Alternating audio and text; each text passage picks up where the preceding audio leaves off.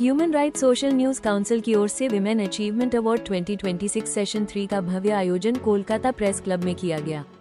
इस कार्यक्रम का उद्देश्य समाज के विभिन्न क्षेत्रों में उत्कृष्ट कार्य करने वाली महिलाओं को सम्मानित करना था। इस अवसर पर कुल 15 महिलाओं को विमेन अचीवमेंट अवार्ड 2026 से सम्मानित किया गया। ये सभी महिलाएं समाज के अलग अलग क्षेत्रों से आती हैं और अपने कार्यों के माध्यम से समाज में सकारात्मक बदलाव लाने में महत्वपूर्ण भूमिका निभा रही हैं।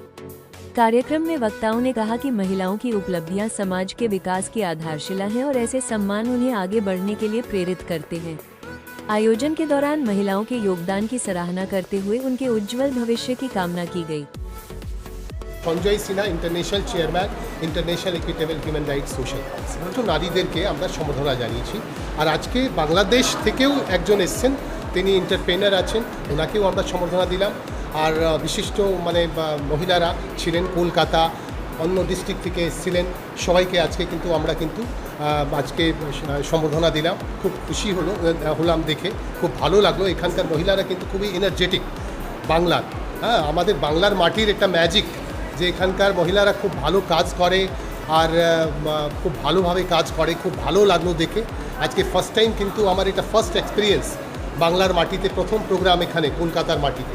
আমরা দুটো সিজন অলরেডি করেছি, আমরা দিল্লিতে করেছি আর অন্য কোথাও হয়েছে বোধহয়, তার থার্ড সিজন 3 আমরা এখানে করেছি। আমরা 15 জন 15th মহিলাদেরকে আমরা কিন্তু বিশিষ্ট মহিলাদেরকে যারা সোশ্যাল কাজ করে, যারা ভালো ডাক্তার, যারা ভালো বিজনেসম্যান কিন্তু তারা সোশ্যাল কাজ করে না, তাদেরকে আমরা কিন্তু দেখে করে দিচ্ছি, রিজেক্ট করে দিচ্ছি। কিন্তু অনেকে আছে যারা কিন্তু ভালো বিজনেসম্যান, ভালো ডক্টর, ভালো ইঞ্জিনিয়ার, ভালো সাংবাদিক, কিন্তু ভালো কাজও করে, ভালো সোশ্যাল কাজও করে, তাদেরকে আমরা বেছে আজকে কিন্তু করলাম। আমরা সবসময় বলি যে আগে ভালো মানুষ হতে হবে, ভালো সাংবাদিক হলে হবে না, ভালো ডাক্তার হলে হবে না, ভালো বিজনেসম্যান হলে হবে না, ভালো মানুষ হতে হবে।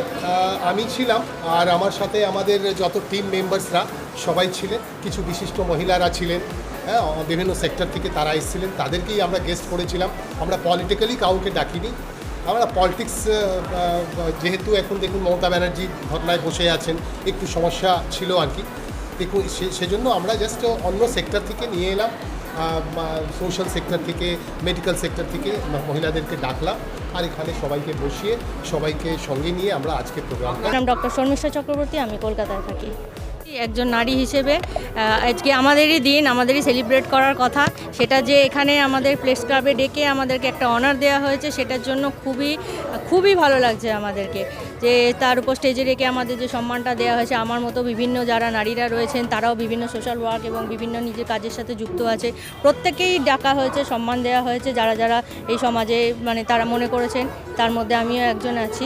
তো আমার খুবই ভালো লাগছে। আমি এই দিনটাকে প্রত্যেক বছর চাই এইভাবে আমরা সবাই মিলে সেলিব্রেট করব। আমাদের নারী শক্তি জিন্দাবাদ, আমরা সমাজে এগিয়ে যেতে চাই, সবাইকে নিয়ে এগিয়ে যেতে চাই এবং মানুষের পাশাপাশি থাকতে চাই।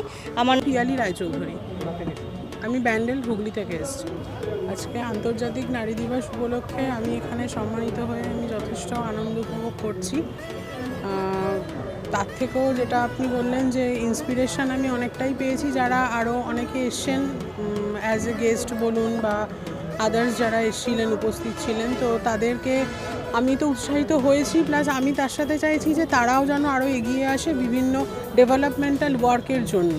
স্পেশালি যেখানে এখন গভর্নমেন্ট অফ ইন্ডিয়া বলতে চাইছেন যে ইকুয়ালিটি ইন জেন্ডার, মানে আপনার ছেলে এবং মেয়ে উভয়ই সমানভাবে মূল্য পাচ্ছে সমাজে।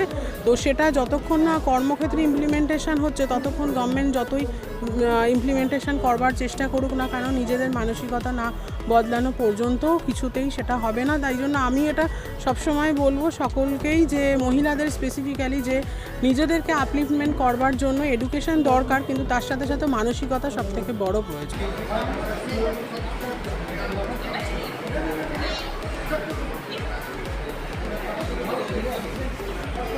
Yeah.